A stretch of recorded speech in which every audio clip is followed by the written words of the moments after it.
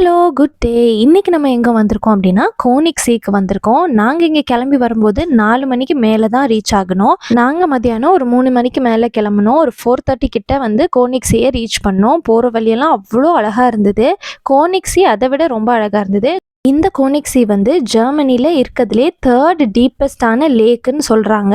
இப்போ நாங்கள் ஓரளவுக்கு சம்மரில் வந்தனால நல்லா பச்சை பச்சேன்னு அழகாக இருந்தது. நாங்கள் ரொம்ப லேட்டாக வந்துட்டோம். அதனால போட் ரைடு எல்லாமே அந்த டைம்குள்ளே முடிஞ்சிருச்சு. போட் ரைடு இருந்தது அப்படின்னா அங்கேருந்து ஒரு சர்ச்சுக்கு போயிட்டு திருப்பி ரிட்டர்ன் வந்திருக்கலாம். ஆனால் நாங்கள் போக முடியல. அதனால ஒரு சின்ன ட்ரெக்கிங் மாதிரி போகலான்னு சொல்லி நாங்கள் வந்து காட்டுக்குள்ளே நடந்து போய் பார்த்துட்டு இருந்தோம். நல்லா சுற்றி நடந்து பார்த்துட்டு கீழே வந்து ரொம்ப டயர்ட் ஆயிடுச்சு. கொஞ்சம் நேரம் உட்காந்து அந்த வியூ பார்த்துட்டு இருந்தோம். அவ்வளோ அழகாக இருந்தது பார்க்குறதுக்கு. இந்த இடத்துல உட்காந்து அவ்வளோ ஜெர்மன்ஸ் வந்து புக் படிச்சுட்டு இருந்தாங்க. அவ்வளோ பீஸ்ஃபுல்லான இடத்துல புக் படிச்சுட்டு பாட்டு கேட்குறதுக்கு எவ்வளோ நல்லாயிருக்கும். நாங்கள் ஆல்ரெடி கொஞ்சம் லேட்டாக தான் வந்திருந்தோம். அது போக எல்லா ட்ரெக்கிங்லாம் முடிச்சுட்டு சுற்றி பார்த்துட்டு வரும்போது நல்லா மழையும் அதே மாதிரி குளிராக இருந்துச்சு. சரி ஒரு காஃபி குடித்தா நல்லாயிருக்கும் அப்படின்னு சொல்லி நல்லா உள்ளே நடந்து போய் காஃபி வாங்கி குடித்தோம்.